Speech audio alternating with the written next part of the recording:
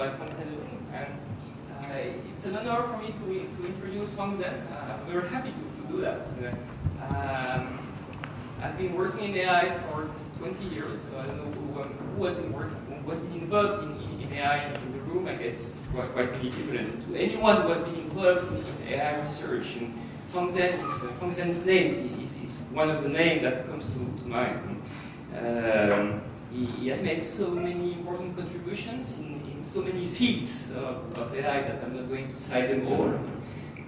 But I mean, even more importantly, he has not only has made very many important contributions, but he was the initiator of many research fields.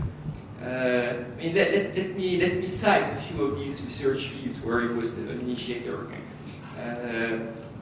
Causal action theories, the situation calculus, and especially formalizing control in the situation calculus, in answer set programming and abduction in logic programming, forgetting in logic, and weakest sufficient and strongest necessary conditions, planning and learning.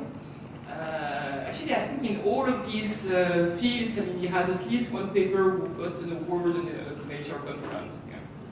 And then, more recently, he started a fascinating research field, which is using automated theorem proving for discovering theorems in quite many fields. You started with the planning, I guess, or invariance in planning. And then more recently, game theory and social studies.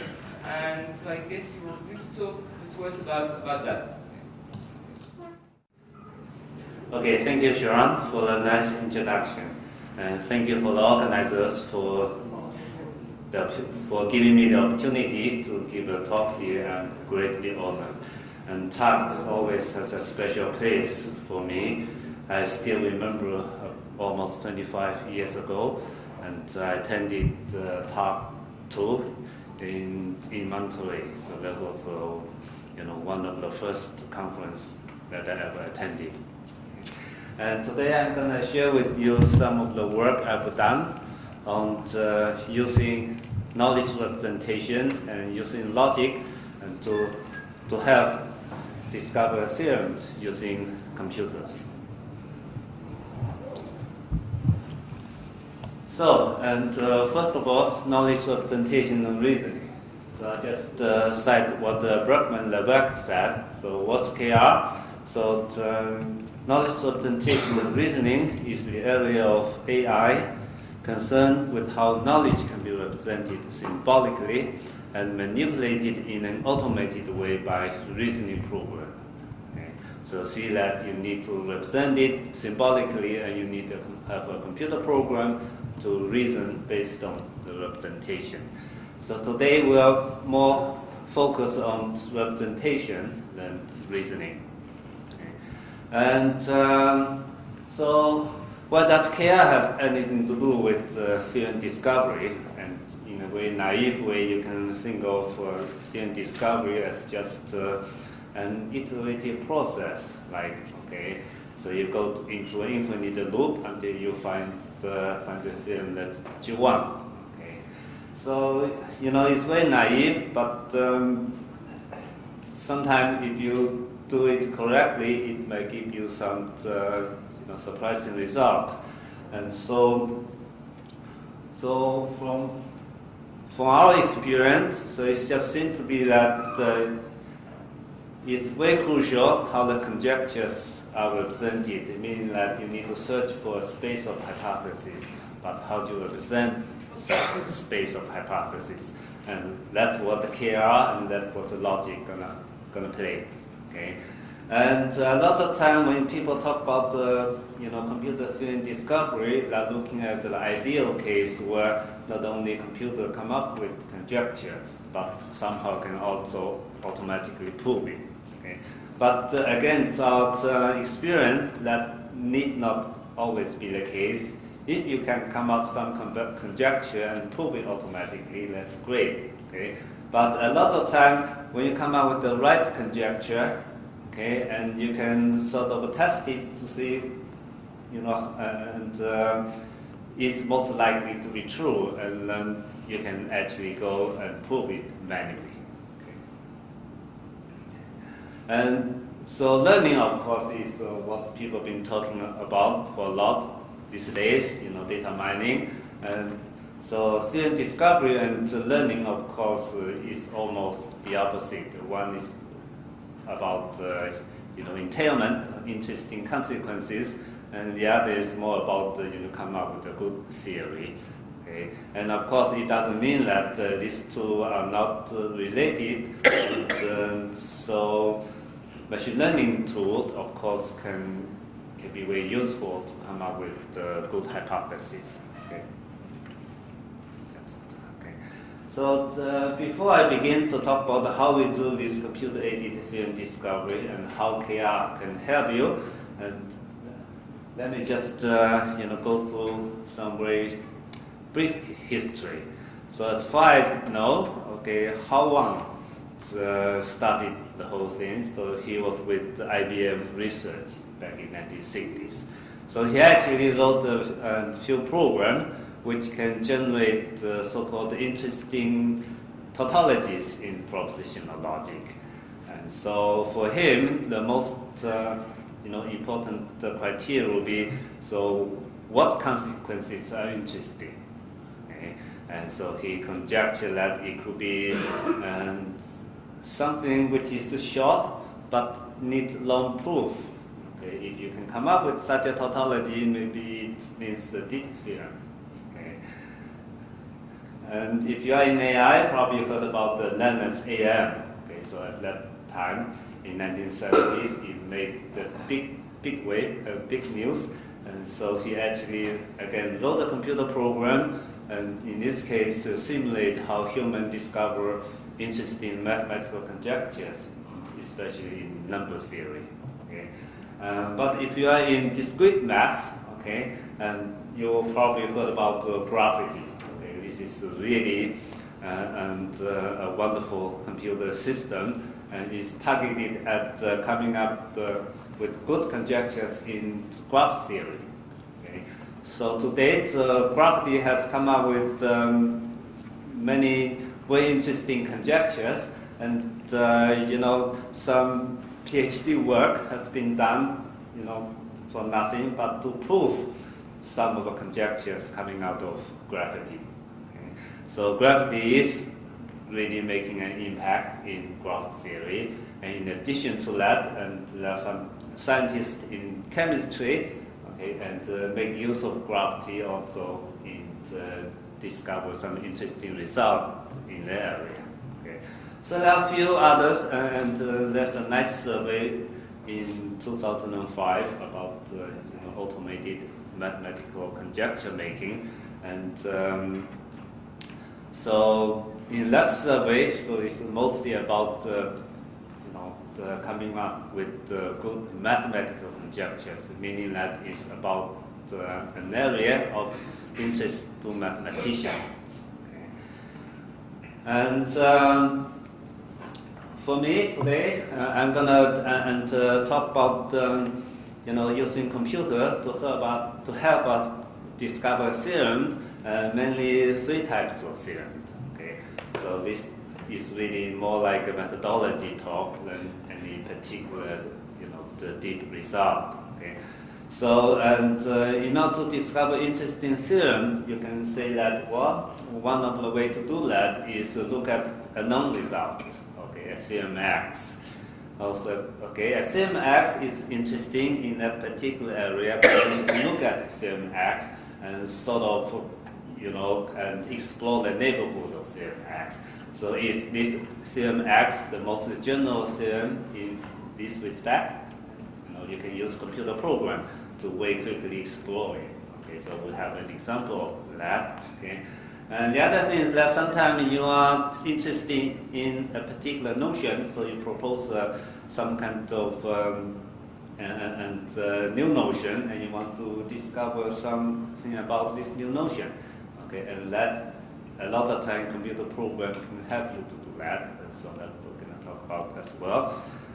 But I think probably the most interesting thing for me okay, is not really discover some deep theorems in a particular area, but more like discover a lot of useful property of some very simple theory. It could be, you know, a computer program that you wrote, okay, a very simple computer program. But in order to prove the correctness of the computer program, you may have to discover, you know, come up with, you know, the properties about the program. And this problem is really a, you know, theorem discovery problem. Okay, so I'll have an example about that as well. And in terms of this iterative procedure, you have a spatial hypothesis, and then just you know, go through this spatial hypothesis and come up with an interesting result. Okay? And one ideal case is that if your representation fall into this category, what I call finitely-verifiable classes of sentences, and then it'd be extremely, you know, easy. And so what we have, so you want to prove some theorem, right? So you need to have a language L and your theory T. And now you say, well, maybe the hypothesis that I'm looking at, you know, can be represented by this class S of sentences. So what you do, so if you can somehow prove, okay, and this set of S is so-called finitely verifiable, meaning that you don't really have to prove it, and you only need to do some model checking. Okay? And so indeed, we have some example of this useful class of sentences. And so one very easy example coming from first-order logic is so-called set of 4 exist pre-next sentences. So it has the form of for x exists y and then followed by q, and q is the formula that cannot have any quantifiers. Okay, and so we know that if the number variable that you quantify over is fixed, okay, and the number constant that occurs in q is somehow also fixed, as at most k, and then whether that particular sentence is tautology is valid, you don't need to prove it. Okay, you only need to check all the model up to certain size, okay, certain fixed finite size, okay. And that gives you a very powerful way of, you know, explore this space of hypotheses. Okay. And that's another example coming from you know, a work by Gist and Andreas, and they, you know, using a computer program to look for, systematically look for a lot of impossibility theorem in social choice theory, and there they use what's called universally, what they call it existentially set-guarded sentences. But the negation of that actually is universally set-guarded sentences. And this class of sentences, you know, and also have this particular property, meaning that you don't need to prove it if it's correct. Okay, you only need to check it, you know, by model. Anyway, so that's a very brief overview of what I'm gonna say. And so next, I'm gonna take you through some example.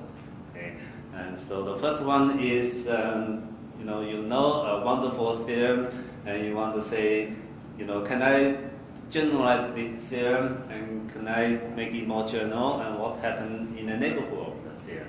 Okay, and so for that, we'll talk about, you know, the two-person game, very simple two-person game, and to see what class of this two-person game has so-called unique, pure Nash Equilibrium payoff.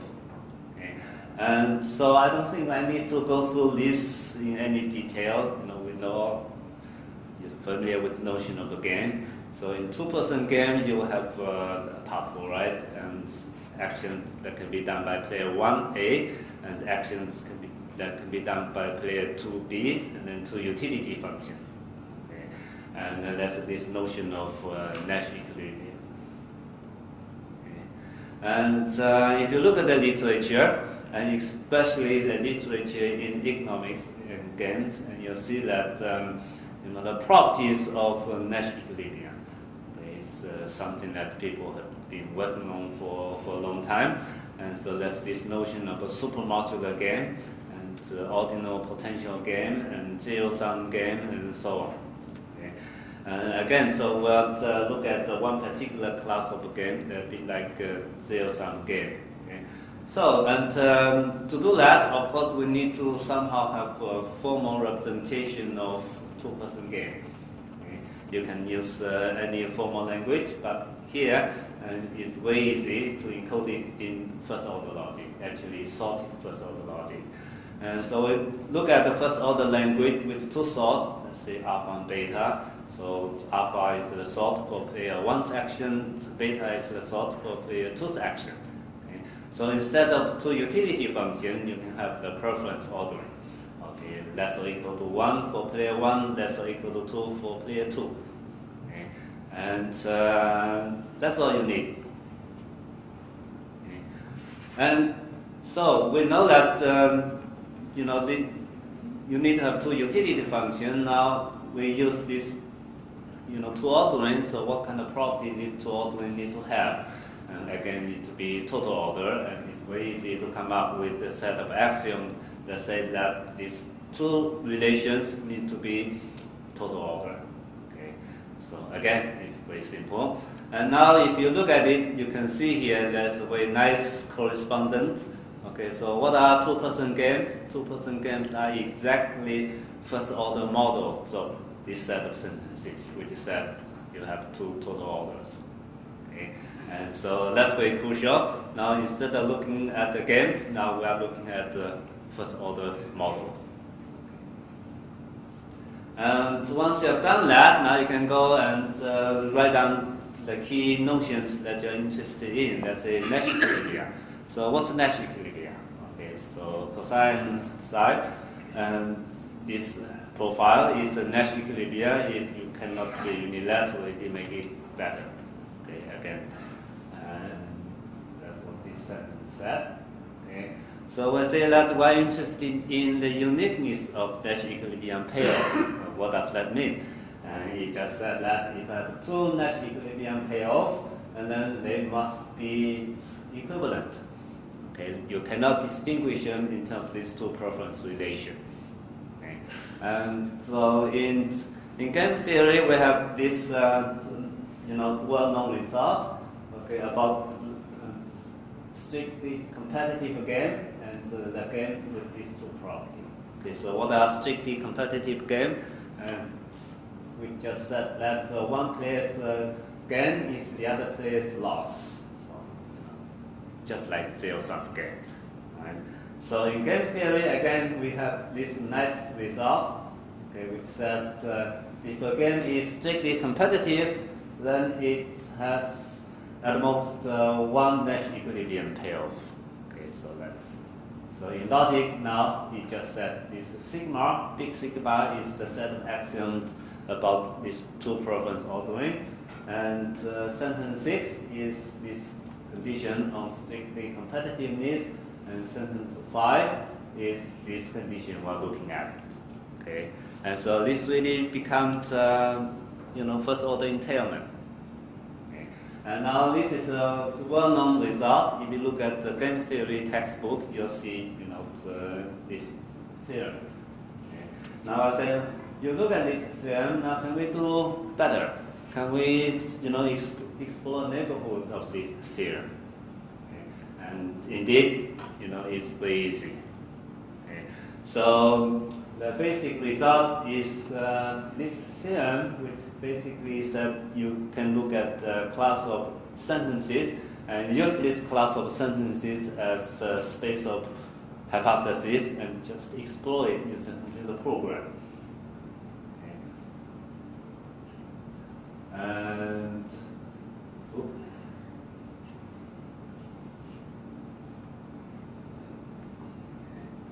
so again, so we have this theory, and we're interested in what class of games that will have this particular property number 5, okay, and unique Nash equilibrium payoff.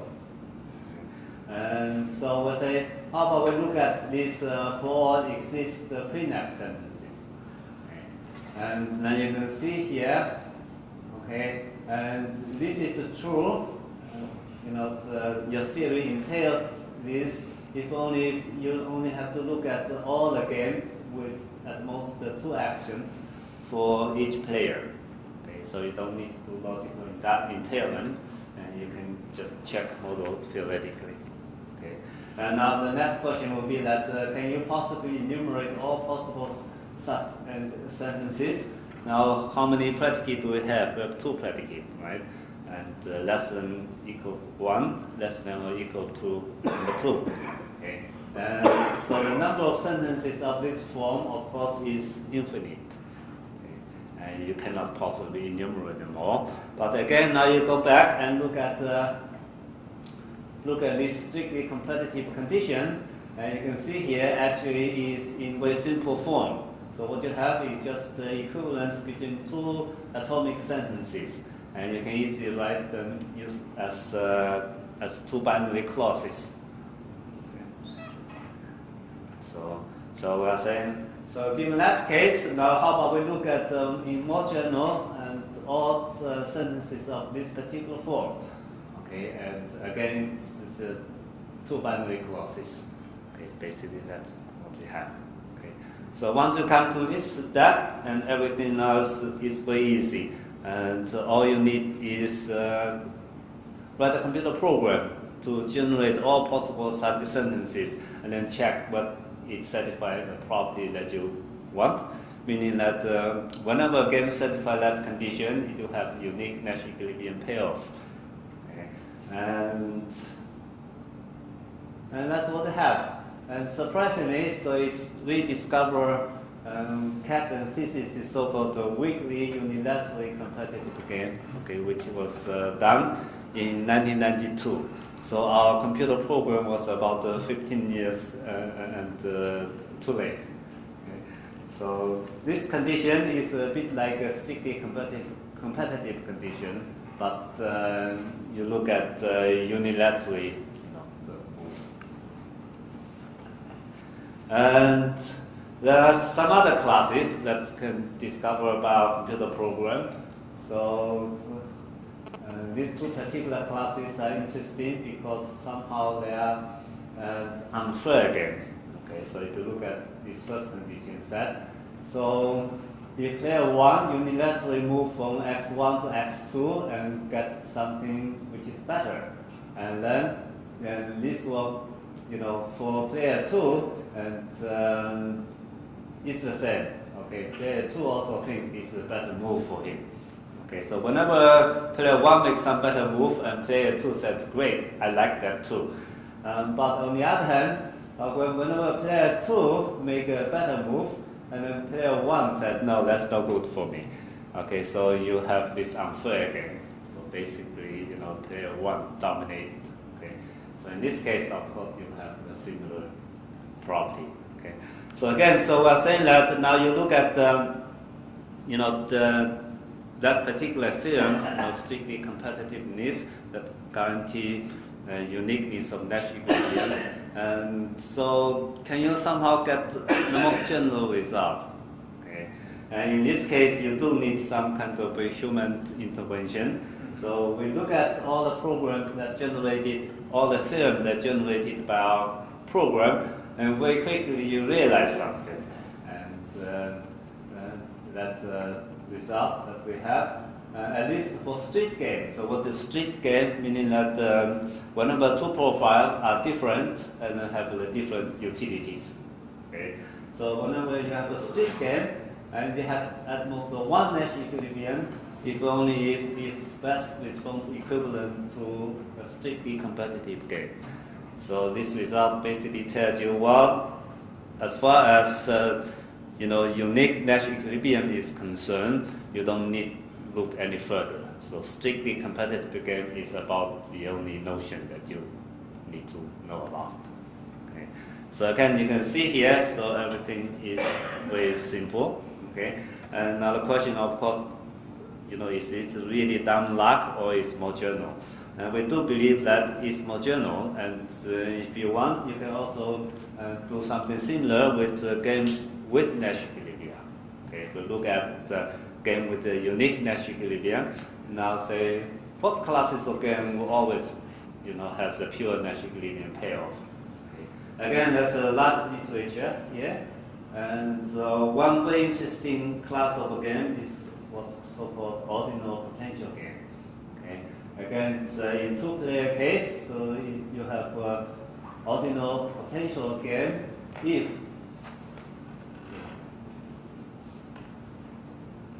you can come up with this utility function p. Okay.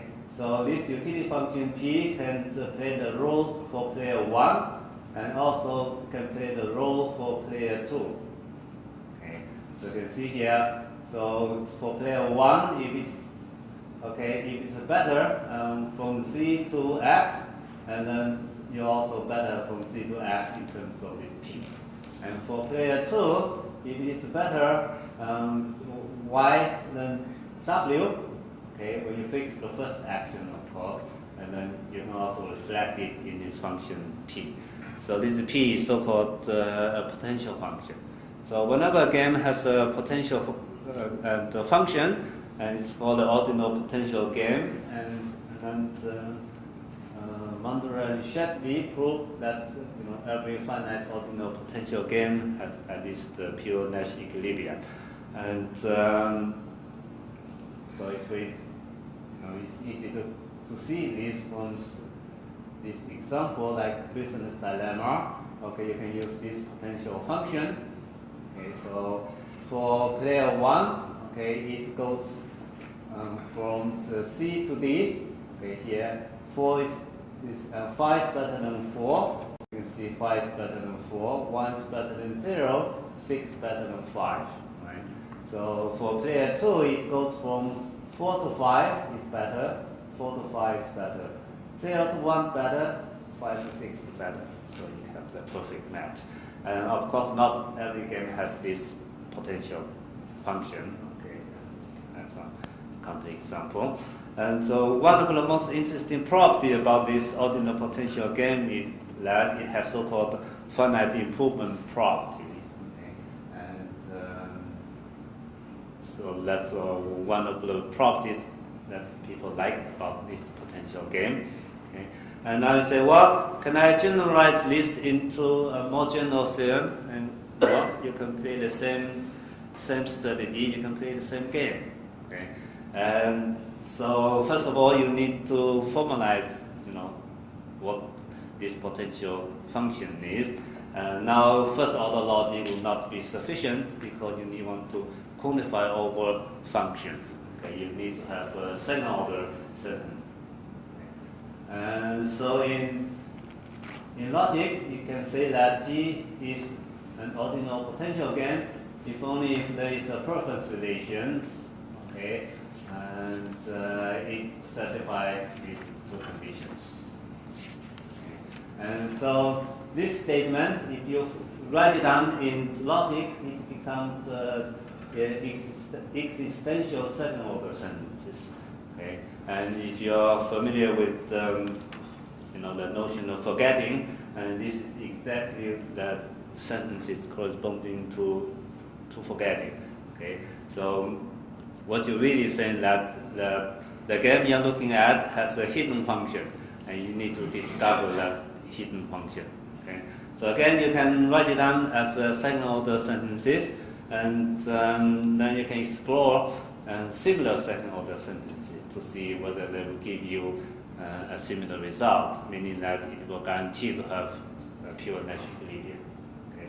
And this is very doable. Okay, and but we haven't done it yet, okay, so I don't know what's going to happen. So that's a very simple idea. So you look at some known result and you want to explore the neighborhood of it, okay? But you can do something similar if you come up with a new notion and want to, see how to come up with some interesting result. Okay? So in this respect, we have done a work, okay, about discovering classes of strongly equivalent logic programs. So let me just very briefly tell you what this is. So we're looking at two sets of rules, okay, and logic program rule. You don't need to know about detail, but the notion of equivalence is very similar. So P1 and P2 are two sets of rules, and they have this notion of a stable model, which is just like a model. Okay? So they are equivalent, of course, if they have the same model. Okay? But in non-monotonic logic, okay, this is what these logic programs are. So they are non-monotonic. So in non-monotonic theory, and you're also interested in this strongly equivalent, okay, notion.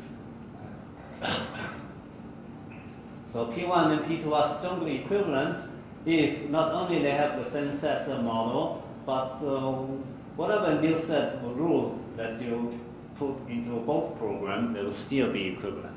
Okay. So of course this is true if you have a monotonic program. It's always be true. So whenever two sentences are equivalent, you conjunct with another sentence, the same sentence, of course it will be equivalent as well, but not so for non-monotonic logic. Okay? And so why this strong equivalence is useful, it all coming to do with making local simplification.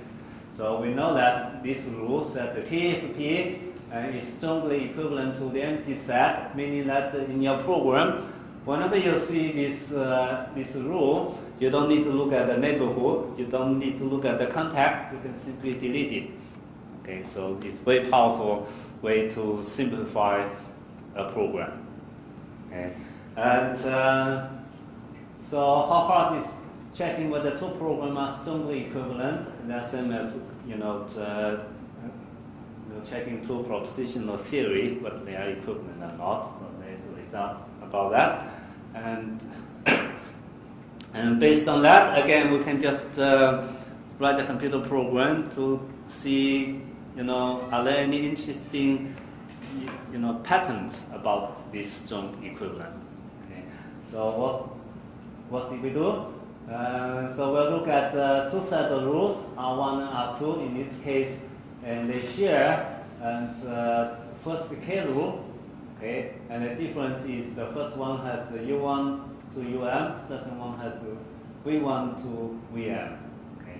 So that strongly equivalent will mean that whenever you have a program that contains R1 to RK, okay, that's a common part, and then these two sets of rules are interchangeable. Okay. So it depends on your context. Maybe this set of rules is simpler than this one, then you can do simplification. Okay.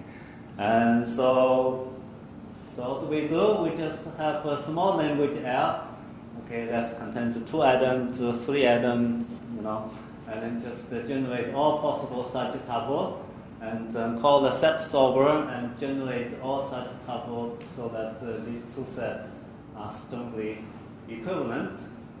Okay, and so the idea is that we'll look at all these pairs of triples of this condition, and then we'll come up with some conjecture, and then either prove it automatically or prove it manually. Okay, and so what kind of condition we'll be looking at? We're looking at the conditions that involve with HTR. You have a rule R, and then the set of head atoms. Okay. You have PSR, which is the positive part, okay, and then have the negative part. Okay. And so what are some of the results? And we have exact factorization of when this single rule can be safely deleted. Okay, a single rule is strongly equivalent to the empty set. Okay. And this is the case if only if the head of the rule and union with the negative part of the rule has a common element with the positive part. Okay, so this will be example. A if A and not B, and this is useless, you can delete it. And A if B and not B, so B and this B occur, this one in positive part, and this one in negative part, and then you can delete it, it's useless. Okay, so that rule will never be applied. Okay, and that's nice and easy. And now you look at, so suppose I already have R1. So under what condition I can delete this rule R2? Okay. Again, you can run your computer program and quickly look at all these triple. Okay. And you can very easily come up with these two conditions. Again, this is the if only if condition. Okay. You can see here again it's involving with relationships among the positive part of the rule, negative part of the rule, and then the head. Okay, so again, it's some conditions you can handle. If you look at this rule long enough yourself, probably you can come up with it on your own without help of computer program. And so if you say, well, when is it possible to always replace two rules by only one rule? Okay. So again, you can come up with an if only if condition. But then when you keep going on, and you quickly realize that this is an area where there's no nice mathematical theorem. Okay, and it's almost impossible if you look at it and somehow you come up with this set of conditions manually. Okay. So in this case, you indeed need the help of computer program to help you discover this condition. And so while this condition is useful, again, for logic program simplification. So for the purpose of logic program simplification, you don't care how complex the condition is, as long as this condition can be checked efficiently. And you look at this bunch of conditions, and it looks terrible for us, but for computer program to check this condition is very simple. Okay, so here you are at you are at the situation. You are in a situation where you are interested in the conditions under which two sets of rules are strongly equivalent, but that's impossible to have a very nice mathematical theorem about it, okay, that you can look at it, okay, and manually coming up with it. And you need a computer program to help you. Okay, so that's another story. And a very similar story, but in a very different area, and it's done by Gist and Andreas. So what they done? So they look at the possibility of extending a preference ordering on a set object to set object. I mean, so you have a preference ordering on individual. Okay, and now I want to say that how do I extend this preference ordering on set of individuals? I prefer A over B. Okay, how about the set of A and C and the set of B and C? Which one's better? And the thing is that just like many of the impossibility theorem in social choice theory, like Arrow's impossibility theorem, and you can come up with some nice conditions that you want. Okay, so each condition, when you look at it, sounds very reasonable. But when you put them together, it becomes inconsistent. Okay, so in the paper, they are looking at how systematically you can come up with this impossibility theorem, meaning that which two conditions or which set of conditions are incomparable. Okay, and again, so you need to have the formal language to write down this space of hypothesis, meaning that how do you formulate this reasonable condition. So what they use, again, is sorted first order logic. Okay? And the sentences they look at all have this particular form. So you have to quantify over individual y. Okay? So you can freely use for all y. Okay, that's okay. But whenever you use existential, it needs to be restricted to a term. And that term needs to be a set. Okay, so it's guarded by that set. Okay, so what this kind of sentences look like? Okay, so in the paper they gave some example. So that two garden first principle. One is that adding an element that is strictly better than all the elements in a given set who produce a strictly better set. Okay. So you say that you have a set of individual A, okay, and if I add a new element X to A, if this new element X is strictly better than all the elements in A, then the new set I get, of course, should be strictly better than the old one. Okay. And similarly, if I add an element which is strictly worse than the existing element, and you get a new set which is strictly worse than your original one. Okay, so it's again looks very reasonable, right?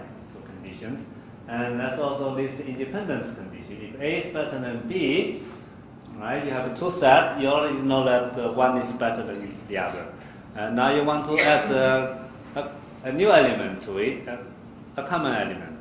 So ideally, you should not change this preference, right? You're just adding something new, and the same one. Okay, so again, this can be expressed in the language. So for set A and B, okay, if this new element X does not belong to the two sets, okay, and you said initially A is better than B, and afterwards you add in the common element, you still have this preference relation. Okay. And again, you look at these conditions one at a time, they all look very reasonable. Okay. And so that's a very well-known result, so that when you put this together, and it becomes inconsistent for a set of individual with at least 6 elements. Okay.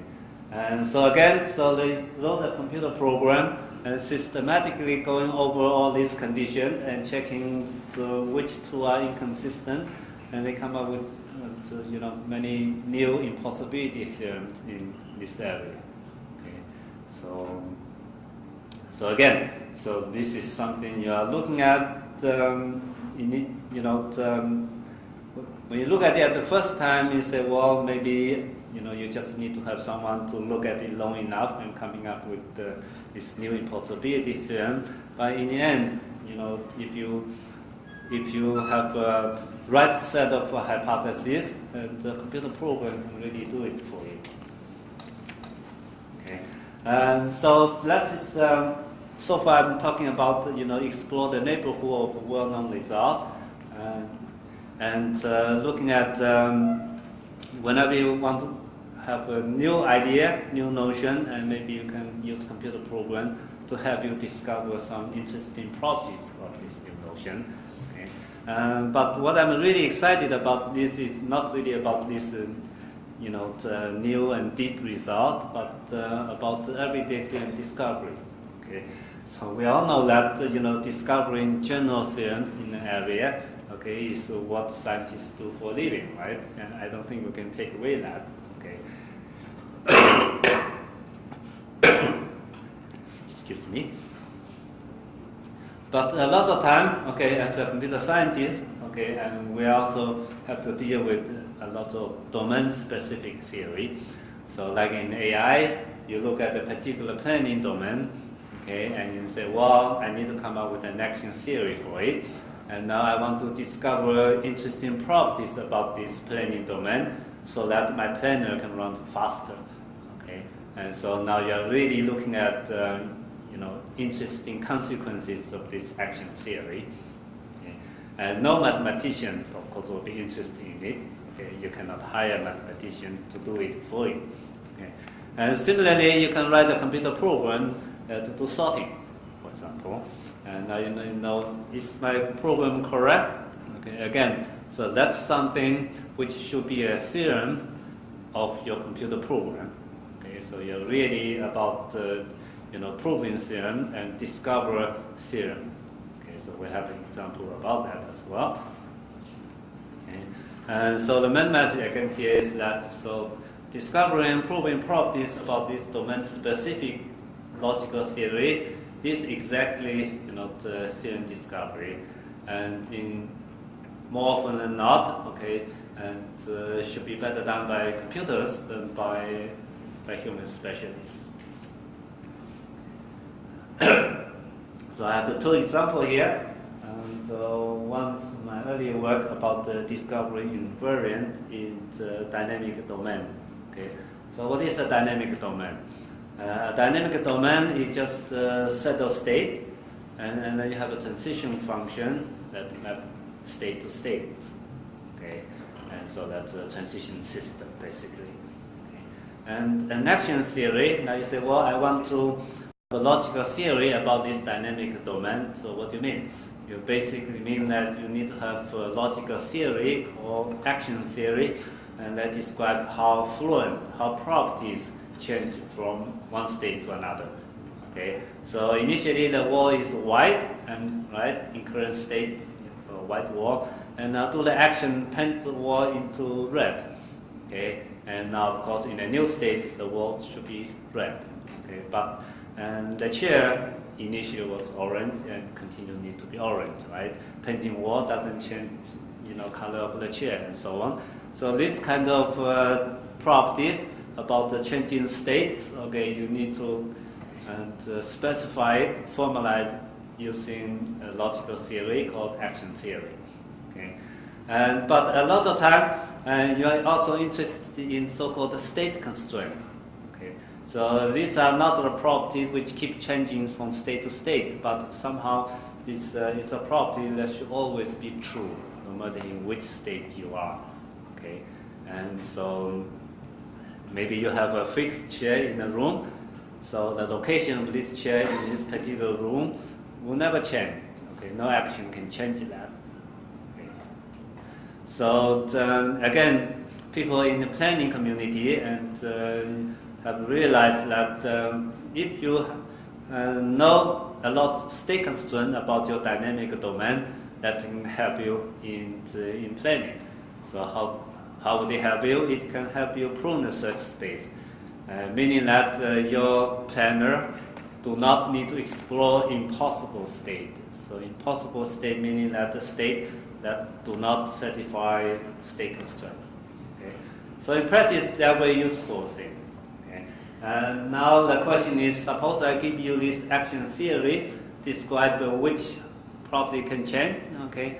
Now how do you discover state constraint of your dynamic domain? Okay. And so what we did that, you can look at many AI planning domain, and very quickly you realize that there are many common forms of this constraint. So such as functional dependencies. So let's say a block A is on B. Okay, but typically, there's only one block under A. So a block A cannot simultaneously on B and on C. Okay, so this is meaning that this on predicate is functional dependency. Okay, and there's others like mutual exclusiveness, meaning that suppose A is on B, then A cannot be on C. Okay, and an object A can only be in one particular location. So if A is on the table, and that means that the robot should not be holding A. Okay, so this kind of mutual exclusiveness property, is also very common. Okay, and as it turns out, and these common forms of state constraint, again, you can write it down using a particular form of first-order sentences, and they turn out to be, certify the property what I said, the finitely verifiable condition.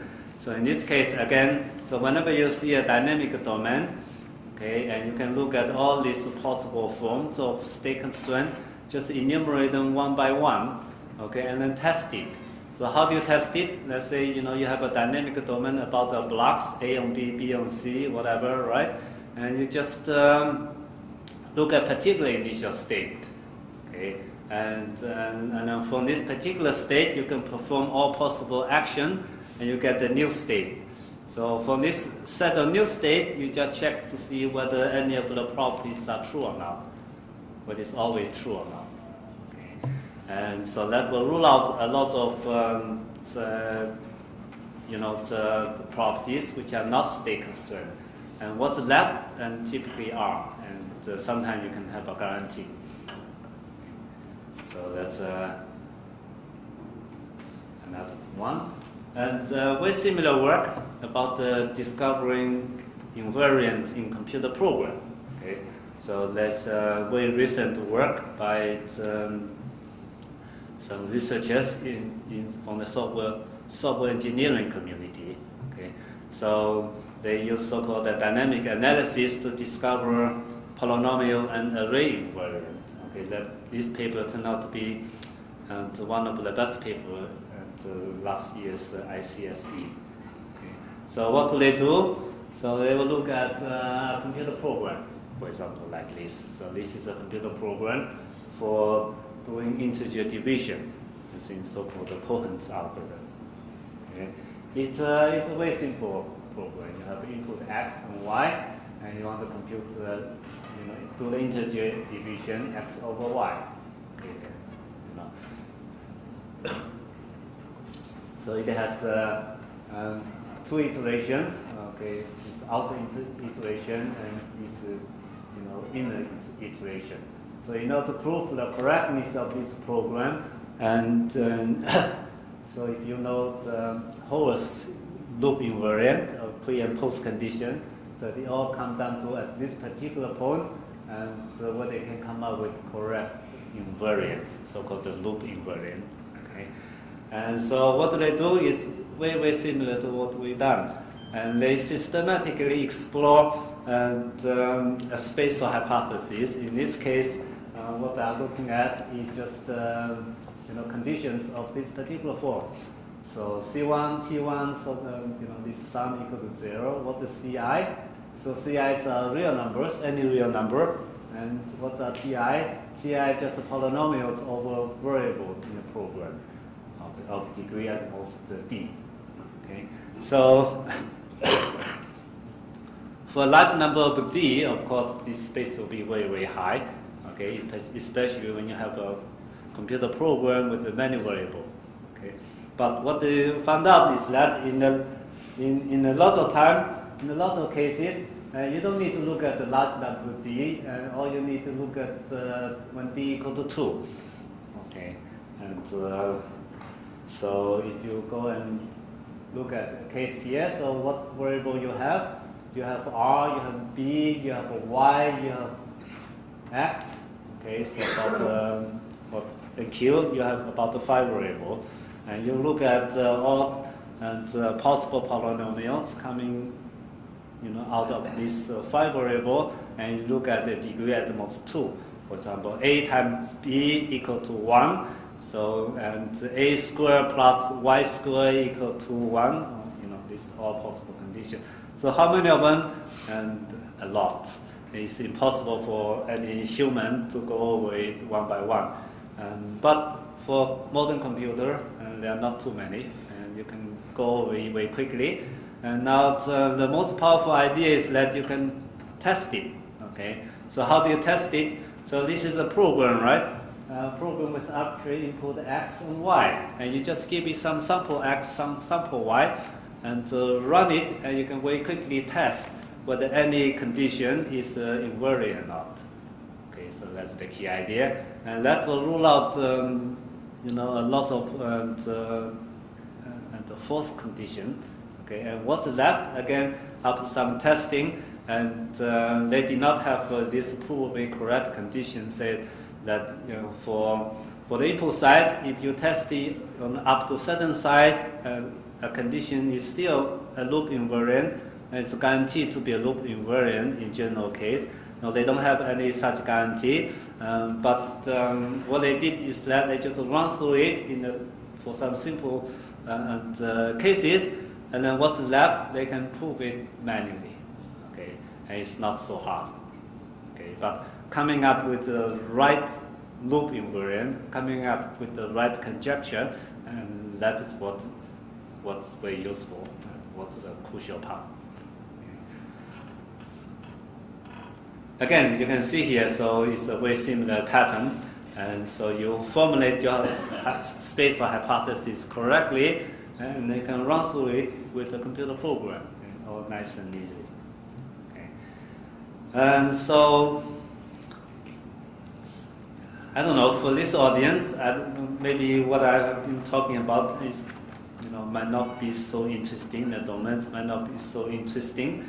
Maybe a more interesting question would be and we have a lot of modal logic, and whenever you are looking at a new notion, and awareness and whatever, and you have come up with modal logic, okay?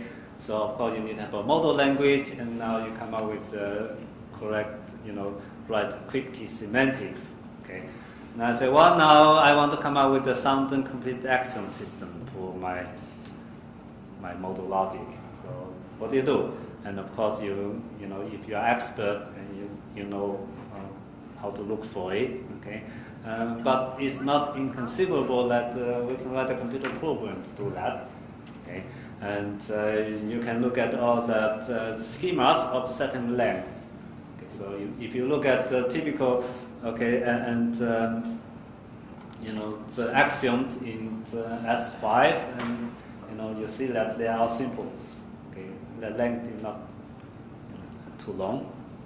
And it's conceivable you can have a computer program to generate, let's say, all the schemas, okay, of length 20, okay, and whether they are sound or not. Okay, it is always sound if they are axiom, and you can see, which are the set of, most general ones which can entail the others.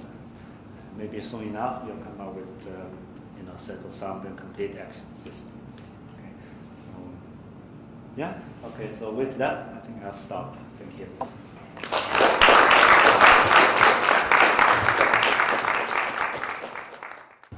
Slightly a different question from what you're saying, but I'm wondering whether this kind of systems can be useful for students to discover conjectures, like GeoGebra systems, which are for learners of math students to make conjectures in algebra, geometry, and so on. So, can these computer discovery also help,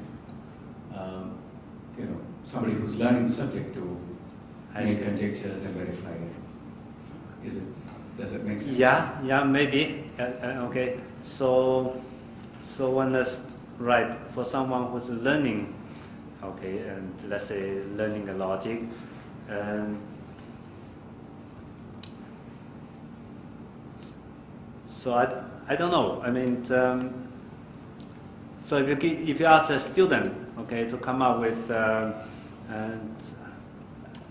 sound and complete axiom system, okay, maybe the student didn't know what to do, okay, and then maybe the student can write a program and to automatically generate all these sound axioms, okay, and look at it, and maybe you'll give you an idea. Yeah, sure.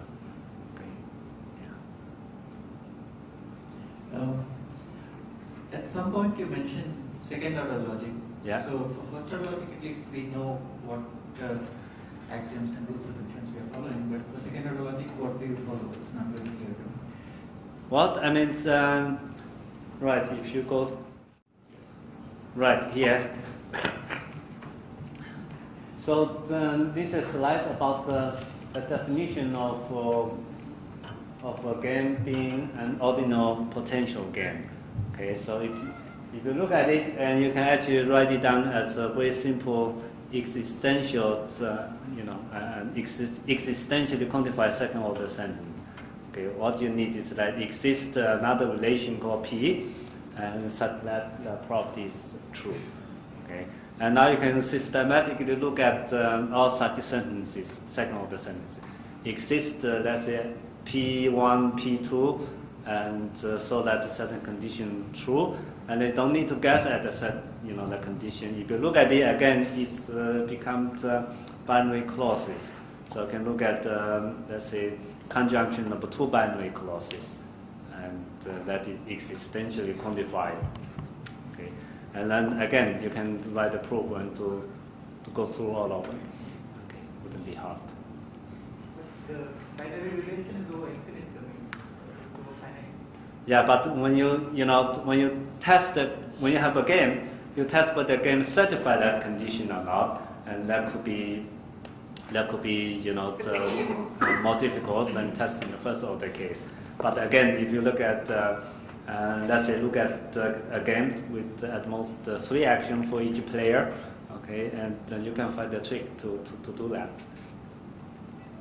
So, are there interactive versions of this where there is some human input where people who are using talk about domain specific things? So, right. If there's somebody who knows something about it, then they can sort of direct to that, or is this entirely automated? And you're talking about the domain-specific theories? Yeah, but in general, is there a human interaction part of it at all, or is it entirely? Oh, I mean, in that case, and let's say a computer program, right? You write a computer program, and you want to have a loop, okay, proving the correctness of a computer program, and is undecidable, and the only way people know about how to prove it is to guess correct so-called loop invariant. So that's why in the software engineering, and they're interested in how to discover the useful loop invariant. Is that what you?